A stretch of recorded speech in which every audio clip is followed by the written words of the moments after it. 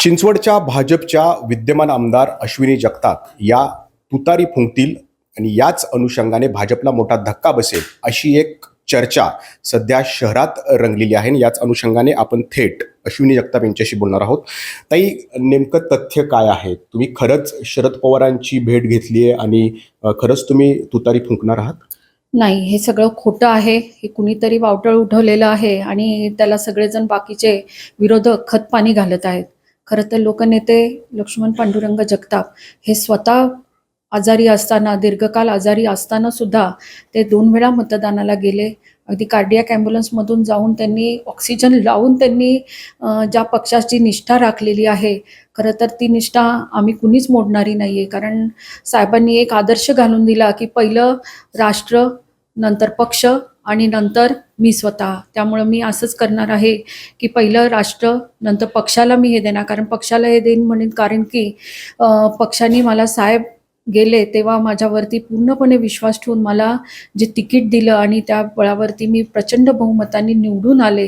तर खरं पक्षाने माझ्यावरती दाखवलेली एक प्रकारची निष्ठा आहे.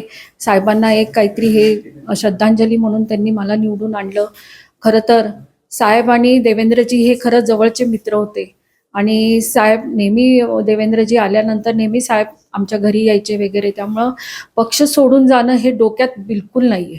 म्हणजे तुमचे दीर आणि भाजपचे शहराध्यक्ष शंकर जगताप यांना चिंचवडमधून उमेदवारी मिळेल अशी एक चर्चा जी आहे ती या ठिकाणी सुरू आहे आणि त्या अनुषंगाने तुम्ही हे पाऊल उचलू शकता अशी एक शक्यता वर्तवली जाते. नाही, अजिबात नाही आहे. असं नाही आहे. जो पक्ष आम्हाला निर्णय देईल तो आम्हाला मान्य आहे आणि लोकशाही आहे. लोकशाहीमध्ये प्रत्येकाला प्रत्येकाचं मत मांडायचा हक्क असतो, तो त्यांनी बजावला होता. एवढंच. परंतु तुम्ही आजही निवडणूक लढण्यास इच्छुक आहात, ठाम आहात? पक्षाने जसा आदेश देईल, तिकीट कुणालाही भेटो, पक्षाला जसा आदेश देईल तसा मी पाळण्याचा पूर्णपणे प्रयत्न करणार. मग नेमक्या हे चर्चा कोण पसरवते तुमच्याबद्दलच्या की तुम्ही शरद पवार गटात जाणार? हे खरंच चुकीच्या, कुणी पण काही कारण नसताना, म्हणजे त्याला शेंडाही नाही आणि बुडुकही नाही असं नसतानाच्या सगळेजण बातम्या ह्या पेरत आहेत. विरोधकच ह्याच्या पाठीमागं आहेत. बाकी आमच्या घरातून किंवा काही असा कलही नाही आहे, काही नाही आहे.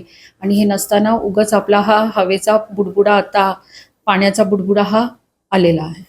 विरोधक म्हणताय तुम्ही, कुटुंबातले नाही आहेत, परंतु हे विरोधक पक्षातले आहेत की विरोधी पक्षातले आहेत?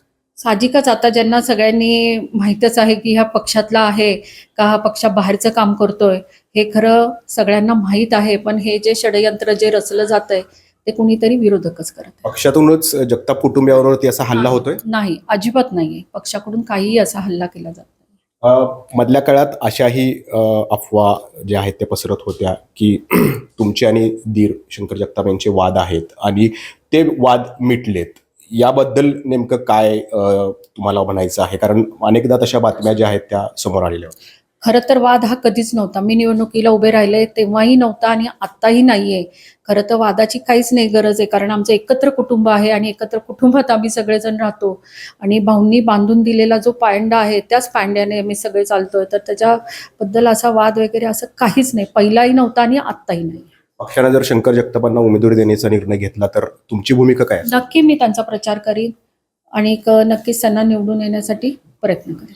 तर मी शरद पवार पक्षात जाणार आणि तुतारी फुंकणार यामध्ये कोणतंही तथ्य नाही असा दावा जो आहे तो अश्विनी जगताप यांनी केलेला आहे. मात्र यावेळची विधानसभा लढण्यास त्या तीव्र इच्छुक आहेत हे सांगण्यासाठी ते मात्र त्या विसरलेल्या नाही आहेत. त्यामुळं आगामी चिंचवड विधानसभेत भाजपकडून नेमकं कुणाला तिकीट मिळणार आणि कोण रिंगणात असणार याबाबत सर्वांनाच उत्सुकता शिगेला पोचलेली आहे. नाजिमुल्ला, एबीपी माझा, पिंपरी चिंचवड. एबीपी माझा, उघडा डोळे बघा नीट.